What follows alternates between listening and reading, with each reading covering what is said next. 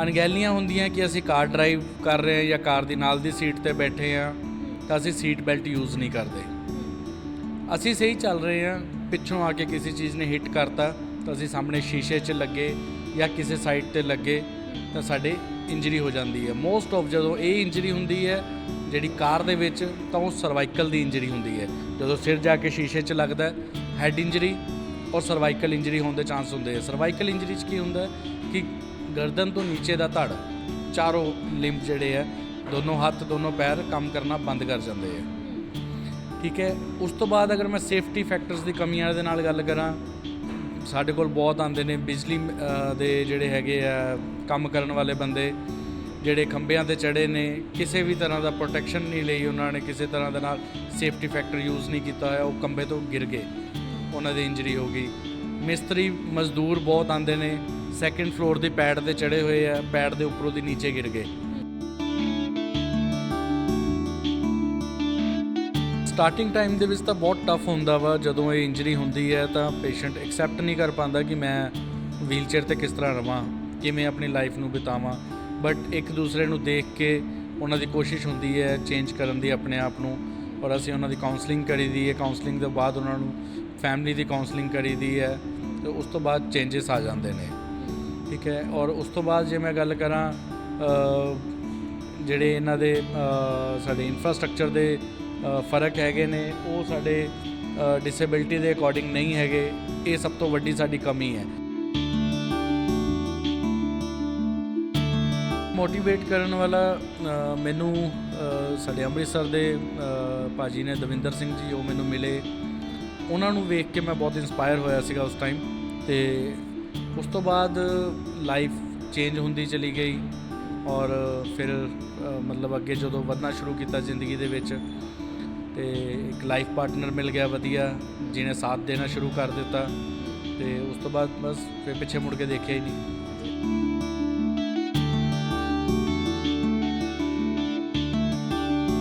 ਤੁਸੀਂ ਖੁਦ ਪੇਸ਼ੈਂਟਸ ਦੀ ਕਾਉਂਸਲਿੰਗ ਕਰਦੇ ਹੋ, ਅਤੇ ਜਦੋਂ ਤੁਸੀਂ ਡੀਮੋਟੀਵੇਟ ਹੁੰਦੇ ਹੋ ਆਪਣੀ ਲਾਈਫ ਦੇ ਵਿੱਚ, ਫਿਰ ਖੁਦ ਨੂੰ ਮੋਟੀਵੇਟ ਕਿਵੇਂ ਕਰਦੇ ਹੋ? ਮੇਰਾ ਪਾਰਟਨਰ ਹੀ ਮੈਨੂੰ ਮੋਟੀਵੇਟ ਕਰ ਦਿੰਦਾ। ਉਹ ਕਦੀ ਵੀ ਮਤਲਬ ਮੈਨੂੰ ਡੀਮੋਟੀਵੇਟ ਹੋਣ ਨਹੀਂ ਦਿੰਦਾ। ਅਤੇ ਡੀਮੋਟੀਵੇਟ ਹੋਣ ਦੀਆਂ ਜਿਹੜੀਆਂ ਸਟੇਜਾਂ ਹੁੰਦੀਆਂ ਉਹ ਸਟਾਰਟਿੰਗ ਹੀ ਹੁੰਦੀਆਂ ਨੇ। ਜਦੋਂ ਤੁਸੀਂ ਲਾਈਫ 'ਚ ਅੱਗੇ ਨਿਕਲ ਜਾਂਦੇ ਹੋ, ਤੁਹਾਡਾ ਦਾਇਰਾ ਉਸ ਤਰੀਕੇ ਨਾਲ ਹੋ ਜਾਂਦਾ ਕਿ ਤੁਹਾਨੂੰ ਡੀਮੋਟੀਵੇਟ ਹੋਣਾ ਮਿਲਦਾ ਹੀ ਨਹੀਂ ਹੈ। ਮੇਰੇ ਕੋਲ ਦਿਨ ਦੇ ਵਿੱਚ ਅਰਾਊਂਡ 18 ਤੋਂ 20 ਪੇਸ਼ੈਂਟ ਸਪਾਈਨਲ ਕੋਰਡ ਇੰਜਰੀ ਦੇ ਹੁੰਦੇ ਆ।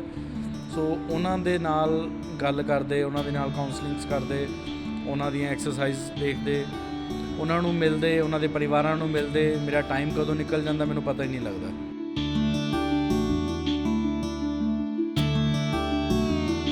ਸਾਡੇ ਕੋਲ ਕੰਪਲੀਟ ਰੀਹੈਬਲੀਟੇਸ਼ਨ ਹੈ, ਜਿਹਦੇ ਵਿੱਚ ਪੇਸ਼ੈਂਟ ਨੂੰ ਬੈੱਡ ਤੋਂ ਉਠਾ ਕੇ ਅਸੀਂ ਕਾਰ ਡਰਾਈਵ ਤੱਕ ਦੀ ਟ੍ਰੇਨਿੰਗ ਦਿੰਦੇ ਹਾਂ। ਉੱਠਣਾ, ਬੈਠਣਾ, ਵੀਲ ਚੇਅਰ 'ਤੇ ਜਾਣਾ, ਆਪਣਾ ਟੋਇਲਟ, ਯੂਰਨ ਦੀ ਟ੍ਰੇਨਿੰਗ ਦੇਣਾ, ਐਂਡ ਅਗਰ ਪ੍ਰੈਸ਼ਰ ਸੋ ਰਿਹਾ ਤਾਂ ਉਹਦੀ with help of doctors care start ਕਰਨੀ। ਅਗਰ ਸਾਡੇ ਮਤਲਬ ਸਾਨੂੰ ਲੱਗਦਾ ਹੁੰਦਾ ਕਿ ਉਹ ਡਰੈਸਿੰਗ ਨਾਲ ਠੀਕ ਹੋ ਜਾਏਗਾ ਤਾਂ ਸਾਡਾ ਨਰਸਿੰਗ ਸਟਾਫ ਉਹ ਦੇਖ ਲੈਂਦਾ। ਅਗਰ ਡਰੈਸਿੰਗ ਨਾਲ ਨਹੀਂ ਠੀਕ ਹੋ ਸਕਦਾ ਫਿਰ ਉਹਨਾਂ ਨੂੰ ਪਲਾਸਟਿਕ ਸਰਜਨ ਕੋਲ ਰੈਫਰ ਕਰ ਦਈਦਾ, ਜਿਹੜੇ ਕਿ ਰੀਜ਼ਨੇਬਲ ਔਰ ਜਿਵੇਂ ਕਹੀਏ ਕਿ ਮਤਲਬ ਬਹੁਤ ਘੱਟ ਜਿਹੜੇ ਹੈਗੇ ਹੈ ਪੈਸਿਆਂ ਦੇ ਵਿੱਚ ਟ੍ਰੀਟਮੈਂਟ ਕਰਦੇ ਡਾਕਟਰ, ਉਹਨਾਂ ਦੇ ਨਾਲ ਸਾਡੇ ਟਾਈ ਅਪਸ ਹੈਗੇ ਹੈ। ਅਸੀਂ ਉਹਨਾਂ ਕੋਲ ਭੇਜ ਕੇ ਟ੍ਰੀਟ ਕਰਵਾ ਦਈਦਾ।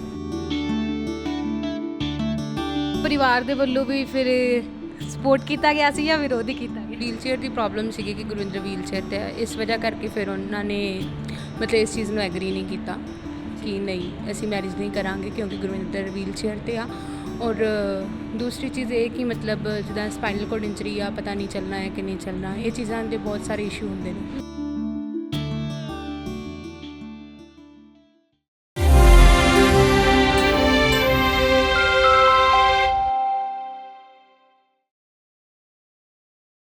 ਜ਼ਿਆਦਾਤਰ ਲੋਕ ਸਪਾਈਨਲ ਕੋਰਡ ਇੰਜਰੀ ਦੀ ਸਮੱਸਿਆ ਦੇ ਨਾਲ ਪੀੜਤ ਹੋ ਰਹੇ ਨੇ। ਬਹੁਤ ਘੱਟ ਲੋਕਾਂ ਨੂੰ ਇਸ ਬਾਰੇ ਪਤਾ ਹੋਵੇਗਾ ਕਿ ਇਹ ਬਿਮਾਰੀ ਕੀ ਹੈ। ਇਸ ਦੇ ਚੱਲਦੇ ਅੱਜ ਅਸੀਂ ਜੋ ਕਿ ਗੁਰਜੋਤ ਰਿਹੈਬ ਸੈਂਟਰ ਵਿਖੇ ਪਹੁੰਚ ਚੁੱਕੇ ਹਾਂ, ਜਿੱਥੇ ਅੱਜ ਅਸੀਂ ਗੁਰਵਿੰਦਰ ਦੇ ਨਾਲ ਗੱਲਬਾਤ ਕਰਾਂਗੇ। ਉਹਨਾਂ ਦੇ ਕੋਲੋਂ ਜਾਣਨ ਦੀ ਕੋਸ਼ਿਸ਼ ਕਰਾਂਗੇ ਕਿ ਆਖਰ ਇਹ ਬਿਮਾਰੀ ਕਿਸ ਤਰ੍ਹਾਂ ਦੇ ਨਾਲ ਲੱਗਦੀ ਹੈ। ਸਾਡੇ ਨਾਲ ਗੁਰਵਿੰਦਰ ਮੌਜੂਦ ਨੇ, ਗੱਲਬਾਤ ਕਰਦੇ ਹਾਂ। ਸਰ ਪਹਿਲਾਂ ਤਾਂ ਸਵਾਗਤ ਹੈ ਤੁਹਾਡਾ। ਥੈਂਕ ਯੂ ਮੈਮ, ਧੰਨਵਾਦ ਜੀ। ਜਿਵੇਂ ਕਿ ਸਰ ਮੈਂ ਸ਼ੁਰੂਆਤ ਦੇ ਵਿੱਚ ਹੀ ਆਖਿਆ ਕਿ ਅੱਜ ਤੁਹਾਡੇ ਕੋਲੋਂ ਸਾਰਾ ਜਾਣਨ ਦੀ ਕੋਸ਼ਿਸ਼ ਕਰਾਂਗੇ ਕਿ ਸਪਾਈਨਲ ਕੋਰਡ ਇੰਜਰੀ ਹੁੰਦੀ ਕਿਵੇਂ ਆ। ਮੈਮ ਸਪਾਈਨਲ ਕੋਰਡ ਇੰਜਰੀ ਜਿਹਨੂੰ ਪੰਜਾਬੀ 'ਚ ਰੀੜ੍ਹ ਦੀ ਹੱਡੀ ਦੀ ਸੱਟ ਕਿਹਾ ਜਾਂਦਾ ਹੈ। ਕਈ ਕਾਰਨ ਨੇ ਇਹਦੇ, ਮਤਲਬ ਕੁਝ ਸਾਡੀਆਂ ਅਣਗਹਿਲੀਆਂ ਕਰਕੇ ਔਰ ਕੁਝ ਸਾਡੇ ਕੋਲ ਜਿਹੜੇ ਸਿਸਟਮ ਨੇ ਉਹ ਸਿਸਟਮ ਦੇ ਵਿੱਚ ਮਤਲਬ ਕਹਿ ਲਓ ਕਿ ਸੇਫਟੀ ਫੈਕਟਰਸ ਨਾ ਹੋਣ ਕਰਕੇ ਇੰਜਰੀਆਂ ਹੁੰਦੀਆਂ। ਅਣਗਹਿਲੀਆਂ ਹੁੰਦੀਆਂ ਕਿ ਅਸੀਂ ਕਾਰ ਡਰਾਈਵ ਕਰ ਰਹੇ ਹਾਂ ਜਾਂ ਕਾਰ ਦੀ ਨਾਲ ਦੀ ਸੀਟ ਤੇ ਬੈਠੇ ਹਾਂ ਤਾਂ ਅਸੀਂ ਸੀਟ ਬੈਲਟ ਯੂਜ਼ ਨਹੀਂ ਕਰਦੇ। ਅਸੀਂ ਸਹੀ ਚੱਲ ਰਹੇ ਹਾਂ, ਪਿੱਛੋਂ ਆ ਕੇ ਕਿਸੇ ਚੀਜ਼ ਨੇ ਹਿੱਟ ਕਰਤਾ ਤਾਂ ਅਸੀਂ ਸਾਹਮਣੇ ਸ਼ੀਸ਼ੇ 'ਚ ਲੱਗੇ ਜਾਂ ਕਿਸੇ ਸਾਈਡ ਤੇ ਲੱਗੇ ਤਾਂ ਸਾਡੇ ਇੰਜਰੀ ਹੋ ਜਾਂਦੀ ਹੈ। ਮੋਸਟ ਆਫ ਜਦੋਂ ਇਹ ਇੰਜਰੀ ਹੁੰਦੀ ਹੈ ਜਿਹੜੀ ਕਾਰ ਦੇ ਵਿੱਚ ਤਾਂ ਉਹ ਸਰਵਾਈਕਲ ਦੀ ਇੰਜਰੀ ਹੁੰਦੀ ਹੈ। ਜਦੋਂ ਸਿਰ ਜਾ ਕੇ ਸ਼ੀਸ਼ੇ 'ਚ ਲੱਗਦਾ ਹੈਡ ਇੰਜਰੀ ਔਰ ਸਰਵਾਈਕਲ ਇੰਜਰੀ ਹੋਣ ਦੇ ਚਾਂਸ ਹੁੰਦੇ ਆ। ਸਰਵਾਈਕਲ ਇੰਜਰੀ 'ਚ ਕੀ ਹੁੰਦਾ ਕਿ ਗਰਦਨ ਤੋਂ ਨੀਚੇ ਦਾ ਧੜ, ਚਾਰੋਂ ਲਿੰਬ ਜਿਹੜੇ ਆ, ਦੋਨੋਂ ਹੱਥ ਦੋਨੋਂ ਪੈਰ ਕੰਮ ਕਰਨਾ ਬੰਦ ਕਰ ਜਾਂਦੇ ਆ। ਠੀਕ ਹੈ। ਉਸ ਤੋਂ ਬਾਅਦ ਅਗਰ ਮੈਂ ਸੇਫਟੀ ਫੈਕਟਰਸ ਦੀ ਕਮੀਆਂ ਦੇ ਨਾਲ ਗੱਲ ਕਰਾਂ, ਸਾਡੇ ਕੋਲ ਬਹੁਤ ਆਉਂਦੇ ਨੇ ਬਿਜਲੀ ਦੇ ਜਿਹੜੇ ਹੈਗੇ ਆ ਕੰਮ ਕਰਨ ਵਾਲੇ ਬੰਦੇ, ਜਿਹੜੇ ਖੰਭਿਆਂ ਤੇ ਚੜ੍ਹੇ ਨੇ, ਕਿਸੇ ਵੀ ਤਰ੍ਹਾਂ ਦਾ ਪ੍ਰੋਟੈਕਸ਼ਨ ਨਹੀਂ ਲਈ ਉਹਨਾਂ ਨੇ, ਕਿਸੇ ਤਰ੍ਹਾਂ ਦੇ ਨਾਲ ਸੇਫਟੀ ਫੈਕਟਰ ਯੂਜ਼ ਨਹੀਂ ਕੀਤਾ ਹੋਇਆ, ਉਹ ਖੰਭੇ ਤੋਂ ਗਿਰ ਗਏ, ਉਹਨਾਂ ਦੀ ਇੰਜਰੀ ਹੋ ਗਈ। ਮਿਸਤਰੀ ਮਜ਼ਦੂਰ ਬਹੁਤ ਆਉਂਦੇ ਨੇ, ਸੈਕਿੰਡ ਫਲੋਰ ਦੀ ਪੈਡ ਤੇ ਚੜ੍ਹੇ ਹੋਏ ਆ, ਪੈਡ ਦੇ ਉੱਪਰੋਂ ਦੀ ਨੀਚੇ ਗਿਰ ਗਏ। ਸੋ ਜਿਹੜੇ ਵੀ ਮਤਲਬ ਘਰ ਬਣਾ ਰਹੇ ਨੇ ਜਾਂ ਜਿਹੜੇ ਵੀ ਕੰਮ ਕਰਵਾ ਰਹੇ ਨੇ, ਸੋ ਮੈਂ ਰਿਕੁਐਸਟ ਕਰਾਂਗਾ ਉਹਨਾਂ ਨੂੰ ਤੁਹਾਡੇ ਚੈਨਲ ਦੇ ਮਾਧਿਅਮ ਨਾਲ ਕਿ ਸਭ ਤੋਂ ਪਹਿਲਾਂ ਇੱਕ, ਜਿੱਥੇ ਅਸੀਂ ਇੰਨਾ ਲੱਖਾਂ ਰੁਪਏ ਲਗਾ ਦਿੰਦੇ ਆ, ਅਸੀਂ ਉਹਨਾਂ ਦੀ ਸੇਫਟੀ ਦਾ ਖਿਆਲ ਰੱਖਦੇ, ਉਹਨਾਂ ਨੂੰ ਸੇਫਟੀ ਦੇ ਜਿਹੜੇ ਇਕਵਿਪਮੈਂਟਸ ਨੇ ਉਹਨਾਂ ਨੂੰ ਪਵਾ ਕੇ ਹੀ ਕੰਮ ਕਰਵਾਈਏ। ਠੀਕ ਹੈ। ਉਸ ਤੋਂ ਬਾਅਦ ਜਿਹੜੇ ਕਾਰ ਦੇ ਵਿੱਚ ਕਿਤੇ ਸਫ਼ਰ ਕਰ ਰਹੇ ਆ, ਚਾਹੇ ਉਹ ਟੈਕਸੀ 'ਚ ਕਰ ਰਹੇ, ਚਾਹੇ ਉਹ ਕਿਸੇ ਵੀ ਚੀਜ਼ 'ਚ ਕਰ ਰਹੇ, ਤਾਂ ਸੀਟ ਬੈਲਟ ਜ਼ਰੂਰ ਪਹਿਨਣ। ਸੋ ਇਸ ਕਮੀਆਂ ਦੇ ਕਾਰਨ ਇਹ ਇੰਜਰੀ ਹੁੰਦੀ ਹੈ ਜੀ। ਅਣਗਹਿਲੀਆਂ ਤੇ ਲਾਪਰਵਾਹੀਆਂ ਕਹਿ ਸਕਦੇ ਹਾਂ। ਤੁਸੀਂ ਖੁਦ ਇਸ ਸਮੱਸਿਆ ਦੇ ਨਾਲ ਤੁਸੀਂ ਜੂਝ ਰਹੇ ਹੋ, ਤੇ ਜਦੋਂ ਤੁਹਾਡੇ ਕੋਲ ਲੋਕ ਆਉਂਦੇ ਨੇ, ਰਿਹੈਬ ਸੈਂਟਰ ਤੁਸੀਂ ਚਲਾ ਰਹੇ ਹੋ, ਕਿਵੇਂ ਉਹਨਾਂ ਨੂੰ ਮੋਟੀਵੇਟ ਕਰਦੇ ਹੋ? ਮੈਮ ਸਟਾਰਟਿੰਗ ਟਾਈਮ ਦੇ ਵਿੱਚ ਤਾਂ ਬਹੁਤ ਟਫ ਹੁੰਦਾ ਵਾ। ਜਦੋਂ ਇਹ ਇੰਜਰੀ ਹੁੰਦੀ ਹੈ ਤਾਂ ਪੇਸ਼ੈਂਟ ਐਕਸੈਪਟ ਨਹੀਂ ਕਰ ਪਾਉਂਦਾ ਕਿ ਮੈਂ ਵੀਲਚੇਅਰ 'ਤੇ ਕਿਸ ਤਰ੍ਹਾਂ ਰਵਾਂ, ਕਿਵੇਂ ਆਪਣੀ ਲਾਈਫ ਨੂੰ ਬਿਤਾਵਾਂ। ਬਟ ਇੱਕ ਦੂਸਰੇ ਨੂੰ ਦੇਖ ਕੇ ਉਹਨਾਂ ਦੀ ਕੋਸ਼ਿਸ਼ ਹੁੰਦੀ ਹੈ ਚੇਂਜ ਕਰਨ ਦੀ ਆਪਣੇ ਆਪ ਨੂੰ, ਔਰ ਅਸੀਂ ਉਹਨਾਂ ਦੀ ਕਾਉਂਸਲਿੰਗ ਕਰੀਦੀ ਹੈ। ਕਾਉਂਸਲਿੰਗ ਤੋਂ ਬਾਅਦ ਉਹਨਾਂ ਨੂੰ ਫੈਮਿਲੀ ਦੀ ਕਾਉਂਸਲਿੰਗ ਕਰੀਦੀ ਹੈ, ਤੇ ਉਸ ਤੋਂ ਬਾਅਦ ਚੇਂਜਸ ਆ ਜਾਂਦੇ ਨੇ। ਠੀਕ ਹੈ। ਔਰ ਉਸ ਤੋਂ ਬਾਅਦ ਜੇ ਮੈਂ ਗੱਲ ਕਰਾਂ ਜਿਹੜੇ ਇਹਨਾਂ ਦੇ ਸਾਡੇ ਇਨਫਰਾਸਟ੍ਰਕਚਰ ਦੇ ਫ਼ਰਕ ਹੈਗੇ ਨੇ, ਉਹ ਸਾਡੇ ਡਿਸੇਬਿਲਿਟੀ ਦੇ ਅਕੋਰਡਿੰਗ ਨਹੀਂ ਹੈਗੇ। ਇਹ ਸਭ ਤੋਂ ਵੱਡੀ ਸਾਡੀ ਕਮੀ ਹੈ, ਕਿਉਂਕਿ ਹਰ ਬੰਦੇ ਨੂੰ ਇਹ ਲੱਗਦਾ ਕਿ ਯਾਰ ਜੇ ਮੈਂ ਵੀਲਚੇਅਰ 'ਤੇ ਬਹਿ ਗਿਆ ਮੈਂ ਤਾਂ ਕੁਝ ਕਰ ਹੀ ਨਹੀਂ ਸਕਦਾ ਨਾ, ਮੈਂ ਤਾਂ ਬੈਠ ਗਿਆ, ਕਿਉਂਕਿ ਨੈਚੁਰਲੀ ਹੈ ਸਾਡਾ ਇਨਫਰਾਸਟ੍ਰਕਚਰ ਹਿੰਦੁਸਤਾਨ ਦੇ ਵਿੱਚ ਐਕਸੈਸਿਬਲ ਨਹੀਂ ਹੈਗਾ। ਤੁਸੀਂ ਕਿਤੇ ਵੀ ਜਾਣਾ ਤਾਂ ਸਭ ਤੋਂ ਪਹਿਲਾਂ 2-4 ਪੌੜੀਆਂ ਸਾਹਮਣੇ ਮਿਲਣੀਆਂ ਹੀ ਮਿਲਣੀਆਂ ਨੇ, ਤੇ ਉਹ ਫਿਰ ਤੁਸੀਂ ਵੀਲਚੇਅਰ ਵਾਲੇ ਬੰਦਾ ਤਾਂ ਬਾਉਂਡ ਹੋ ਜਾਂਦਾ ਨਾ, ਜਾ ਹੀ ਨਹੀਂ ਸਕਦਾ। ਤੇ ਜਦੋਂ ਇੱਕ ਇਨਸਾਨ ਵੀਲਚੇਅਰ ਤੇ ਬੈਠ ਜਾਂਦਾ ਹੈ, ਉਸ ਦੀ ਲਾਈਫ ਦੇ ਵਿੱਚ ਕੀ ਕੀ ਚੇਂਜਸ ਆਉਂਦੇ ਨੇ ਇਸ ਇੰਜਰੀ ਤੋਂ ਬਾਅਦ? ਮੈਮ ਸਭ ਤੋਂ ਪਹਿਲਾਂ ਤਾਂ ਅਗਰ ਮੈਂ ਗੱਲ ਕਰਾਂ, ਅਗਰ ਉਹ ਇੰਜਰੀ ਹੋਈ ਹੈ ਤਾਂ ਉਹ ਬੈੱਡ 'ਤੇ ਹੈ ਤਾਂ ਡਿਪਰੈਸ਼ਨ ਸਭ ਤੋਂ ਪਹਿਲਾਂ ਘੇਰਦਾ ਉਹਨੂੰ ਵੀ ਤੇ ਪਰਿਵਾਰ ਨੂੰ ਵੀ, ਕਿਉਂਕਿ ਪਰਿਵਾਰ ਦੇ ਵਿੱਚ ਅਗਰ ਮੰਨ ਲਓ ਕਿਸੇ ਦਾ ਇੱਕੋ ਹੀ ਪੁੱਤ ਹੈ, ਉਹਦੇ ਇੰਜਰੀ ਹੋ ਗਈ ਹੈ, ਠੀਕ ਹੈ, ਮਤਲਬ ਪੇਰੈਂਟਸ ਦਾ ਇੱਕੋ ਇੱਕ ਬੱਚਾ ਇੰਜਰੀ ਹੋ ਗਈ ਹੈ, ਜਾਂ ਕਈ ਵਾਰੀ ਕੀ ਹੁੰਦਾ ਹੈ ਕਿ ਮਤਲਬ ਫਾਦਰ ਨਹੀਂ ਹੈ, ਇੱਕੋ ਹੀ ਬੇਟਾ ਹੈ, ਉਹਦੇ ਇੰਜਰੀ ਹੋ ਗਈ, ਕਮਾਉਣ ਵਾਲਾ ਕੋਈ ਨਹੀਂ ਹੈ, ਤਾਂ ਉਹ ਮਦਰ ਔਰ ਬੇਟਾ ਦੋਨੋਂ ਡਿਪਰੈਸ਼ਨ ਦੇ ਵਿੱਚ ਨੇ। ਠੀਕ ਹੈ। ਉਸ ਤੋਂ ਬਾਅਦ ਮਤਲਬ ਫੈਮਿਲੀ ਦੇ ਮੈਂਬਰ ਜਾਂ ਜਿੰਨਾ ਕਿ ਉਹਨਾਂ ਦਾ ਫਾਈਨੈਂਸ਼ੀਅਲੀ ਸਟਰਕਚਰ ਹੈਗਾ ਵਾ, ਉਸ ਹਿਸਾਬ ਨਾਲ ਡਿਪਰੈਸ਼ਨ। ਸੈਕਿੰਡ ਸਭ ਤੋਂ ਵੱਡੀ ਪ੍ਰੋਬਲਮ ਆਉਂਦੀ ਹੈ ਬੈੱਡ ਸੋਰ। ਉਹ ਇੰਨੇ ਕੁ ਜ਼ਿਆਦਾ ਦਿਨਾਂ ਦੇ ਵਿੱਚ, ਬਹੁਤ ਜਲਦੀ ਦਿਨਾਂ ਦੇ ਵਿੱਚ ਡੀਪ ਚਲੇ ਜਾਂਦੇ ਹੈ ਕਿ ਉਹਨਾਂ ਦੀ ਸਰਜਰੀਆਂ ਬਹੁਤ ਮਹਿੰਗੀਆਂ ਨੇ, ਪਲਾਸਟਿਕ ਸਰਜਰੀਆਂ ਹੁੰਦੀਆਂ ਨੇ, ਗ੍ਰਾਫਟਿੰਗਸ ਹੁੰਦੀਆਂ, ਬਹੁਤ ਮਹਿੰਗੀਆਂ ਨੇ, ਲੋਕ ਅਫੋਰਡ ਨਹੀਂ ਕਰ ਪਾਉਂਦੇ। ਇਨਫੈਕਸ਼ਨਸ ਹੋ ਜਾਂਦੀਆਂ ਨੇ, ਯੂਰਿਨ ਦੀ ਇਨਫੈਕਸ਼ਨ ਹੋ ਜਾਂਦੀ ਹੈ, ਪਰਮਾਨੈਂਟ ਕੈਥੇਟਰ ਲੱਗਿਆ ਰਹਿੰਦਾ ਹੈ, ਤੇ ਮਤਲਬ ਇਹ ਕਈ ਤਰ੍ਹਾਂ ਦੀ ਮੈਮ ਕੰਪਲਿਕੇਸ਼ਨਸ ਆਉਂਦੀਆਂ ਇਸ ਇੰਜਰੀ ਤੋਂ ਬਾਅਦ। ਜੀ।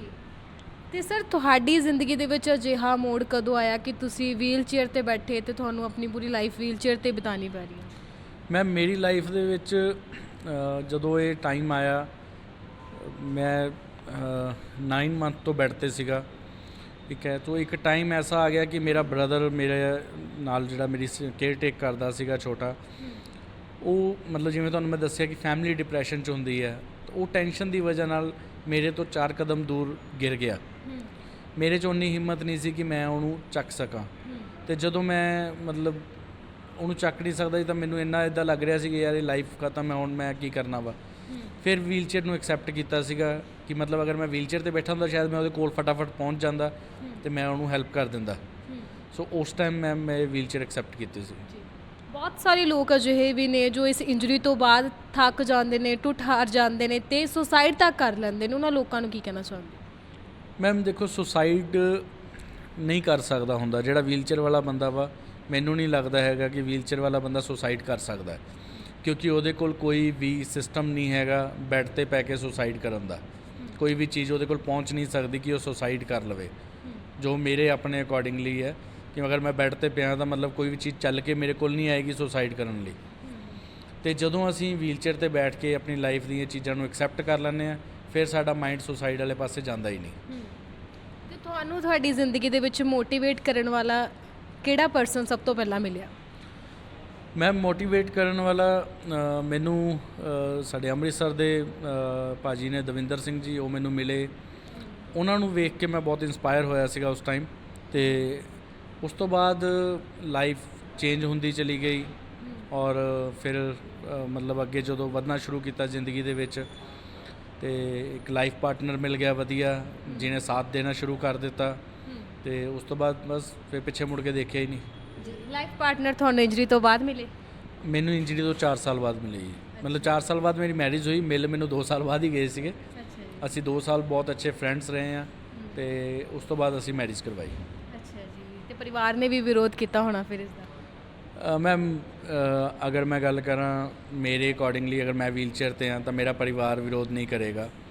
ਅਗਰ ਕੋਈ ਕੁੜੀ ਵੀਲਚੇਅਰ ਤੇ ਹੈ ਤੇ ਅਗਰ ਮੁੰਡਾ ਨਾਰਮਲ ਹੈ ਤਾਂ ਕੁੜੀ ਦਾ ਪਰਿਵਾਰ ਵਿਰੋਧ ਨਹੀਂ ਕਰੇਗਾ।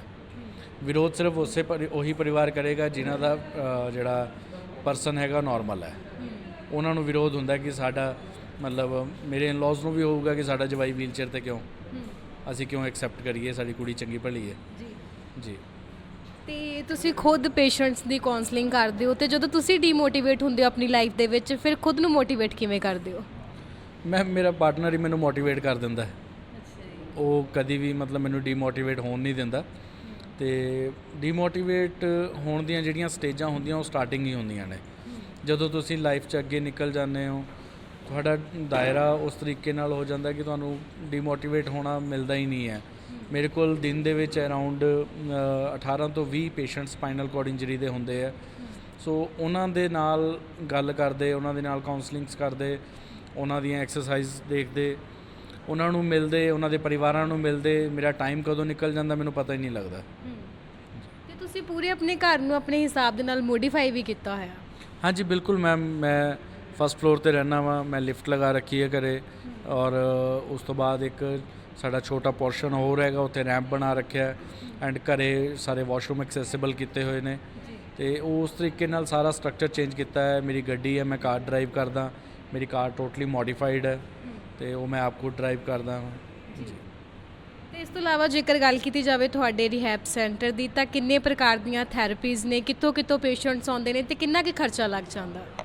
ਮੈਮ ਸਾਡੇ ਕੋਲ ਕੰਪਲੀਟ ਰੀਹੈਬਲੀਟੇਸ਼ਨ ਹੈ, ਜਿਹਦੇ ਵਿੱਚ ਪੇਸ਼ੈਂਟ ਨੂੰ ਬੈੱਡ ਤੋਂ ਉਠਾ ਕੇ ਅਸੀਂ ਕਾਰ ਡਰਾਈਵ ਤੱਕ ਦੀ ਟ੍ਰੇਨਿੰਗ ਦਿੰਦੇ ਹਾਂ। ਉੱਠਣਾ, ਬੈਠਣਾ, ਵੀਲਚੇਅਰ ਤੇ ਜਾਣਾ, ਆਪਣਾ ਟਾਇਲਟ, ਯੂਰਨ ਦੀ ਟ੍ਰੇਨਿੰਗ ਦੇਣਾ ਐਂਡ ਅਗਰ ਪ੍ਰੈਸ਼ਰ ਸੋ ਰਿਹਾ ਤਾਂ ਉਹਦੀ with help of doctors care start ਕਰਨੀ। ਅਗਰ ਸਾਡੇ ਮਤਲਬ ਸਾਨੂੰ ਲੱਗਦਾ ਹੁੰਦਾ ਕਿ ਉਹ ਡਰੈਸਿੰਗ ਨਾਲ ਠੀਕ ਹੋ ਜਾਏਗਾ ਤਾਂ ਸਾਡਾ ਨਰਸਿੰਗ ਸਟਾਫ ਉਹ ਦੇਖ ਲੈਂਦਾ। ਅਗਰ ਡਰੈਸਿੰਗ ਨਾਲ ਨਹੀਂ ਠੀਕ ਹੋ ਸਕਦਾ ਫਿਰ ਉਹਨਾਂ ਨੂੰ ਪਲਾਸਟਿਕ ਸਰਜਨ ਕੋਲ ਰੈਫਰ ਕਰ ਦਈਦਾ, ਜਿਹੜੇ ਕਿ ਰੀਜ਼ਨੇਬਲ ਔਰ ਜਿਵੇਂ ਕਹੀਏ ਕਿ ਮਤਲਬ ਬਹੁਤ ਘੱਟ ਜਿਹੜੇ ਹੈਗੇ ਹੈ ਪੈਸਿਆਂ ਦੇ ਵਿੱਚ ਟ੍ਰੀਟਮੈਂਟ ਕਰਦੇ ਡਾਕਟਰ, ਉਹਨਾਂ ਦੇ ਨਾਲ ਸਾਡੇ ਟਾਈ ਅਪਸ ਹੈਗੇ ਆ। ਅਸੀਂ ਉਹਨਾਂ ਕੋਲ ਭੇਜ ਕੇ ਟ੍ਰੀਟ ਕਰਵਾ ਦਈਦਾ। ਐਂਡ ਉਸ ਤੋਂ ਬਾਅਦ ਜੇ ਗੱਲ ਕਰੀਏ ਪੇਸ਼ੈਂਟ ਆਉਣ ਦੀ, ਉਹ ਸਾਡੇ ਕੋਲ ਤਕਰੀਬਨ ਯੂਪੀ, ਬਿਹਾਰ, ਰਾਜਸਥਾਨ, ਹਿਮਾਚਲ, ਜੰਮੂ ਕਸ਼ਮੀਰ, ਪੰਜਾਬ, ਹਰ ਸਾਈਡ ਤੋਂ ਪੇਸ਼ੈਂਟ ਆਉਂਦਾ ਹੈ। ਕੋਲਕਾਤਾ ਤੱਕ ਤੋਂ ਪੇਸ਼ੈਂਟ ਆਏ ਹੋਏ ਮੇਰੇ ਕੋਲ। ਤੇ ਜਿਵੇਂ ਇਸ ਇੰਜਰੀ ਦੇ ਵਿੱਚ ਪੇਸ਼ੈਂਟ ਖੁਦ ਨੂੰ ਜੋ ਕਿ ਸੰਭਾਲਣ ਦੇ ਵਿੱਚ ਅਸਮਰਥ ਹੁੰਦਾ ਤੇ ਉਹਨਾਂ ਦੇ ਪਰਿਵਾਰਕ ਮੈਂਬਰ ਵੀ ਆਉਂਦੇ ਹੋਣਗੇ, ਉਹ ਕਿੱਥੇ ਰੁਕਦੇ ਨੇ ਫਿਰ? ਮੈਮ ਬਿਲਕੁਲ ਇੱਕ ਪੇਸ਼ੈਂਟ ਦੇ ਨਾਲ ਇੱਕ ਫੈਮਿਲੀ ਮੈਂਬਰ ਅਲਾਉਡ ਹੁੰਦਾ ਸਾਡੇ ਕੋਲ। ਤੇ ਜੇ ਕੋਈ ਲੱਗਦਾ ਹੁੰਦਾ ਸਾਨੂੰ ਕਿ ਹਾਂ ਇਹ ਥੋੜ੍ਹਾ ਜਿਹਾ ਉਹਨੂੰ ਜ਼ਿਆਦਾ ਹੈਲਪ ਦੀ ਜ਼ਰੂਰਤ ਹੈ ਤਾਂ ਫਿਰ ਅਸੀਂ 2 ਮੈਂਬਰ ਵੀ ਅਲਾਉ ਕਰ ਦਿੰਦੇ ਉਹਨਾਂ ਨੂੰ। ਤਾਂ ਉਹਨਾਂ ਦੇ ਨਾਲ ਪੇਸ਼ੈਂਟ ਦੇ ਨਾਲ ਹੀ ਉਹ ਰੁਕਦੇ ਨੇ। ਉਹਨਾਂ ਦਾ ਰਹਿਣਾ, ਖਾਣਾ ਪੀਣਾ ਉਹ ਸਾਰਾ ਗੁਰਜੋਤ ਸਪਾਈਨਲ ਰੀਹੈਬ ਦੇ ਵੱਲੋਂ ਹੀ ਦਿੱਤਾ ਜਾਂਦਾ ਹੈ। ਸਾਡੇ ਨਾਲ ਗੁਰਵਿੰਦਰ ਦੇ ਵਾਈਫ ਮੌਜੂਦ ਨੇ, ਉਹਨਾਂ ਦੇ ਨਾਲ ਵੀ ਗੱਲਬਾਤ ਕਰਦੇ ਆ, ਉਹਨਾਂ ਦੇ ਕੋਲੋਂ ਵੀ ਜਾਣਨ ਦੀ ਕੋਸ਼ਿਸ਼ ਕਰਦੇ ਆ ਇਸ ਬਿਮਾਰੀ ਬਾਰੇ। ਤੇ ਨਾਲ ਹੀ ਦਰਸ਼ਕਾਂ ਨੂੰ ਦੱਸ ਦਈਏ ਕਿ ਇਹਨਾਂ ਵੱਲੋਂ ਗੁਰਵਿੰਦਰ ਦਾ ਹੱਥ ਉਸ ਸਮੇਂ ਜੋ ਕਿ ਥਾਮਿਆ ਗਿਆ ਜਦੋਂ ਗੁਰਵਿੰਦਰ ਇਸ ਇੰਜਰੀ ਦੇ ਨਾਲ ਜੂਝ ਰਹੇ ਸੀ। ਗੱਲਬਾਤ ਕਰਦੇ ਆ। ਪਹਿਲਾਂ ਤਾਂ ਮੈਮ ਸਵਾਗਤ ਹੈ ਤੁਹਾਡਾ। ਥੈਂਕ ਯੂ ਜੀ। ਥੈਂਕ ਯੂ ਜੀ।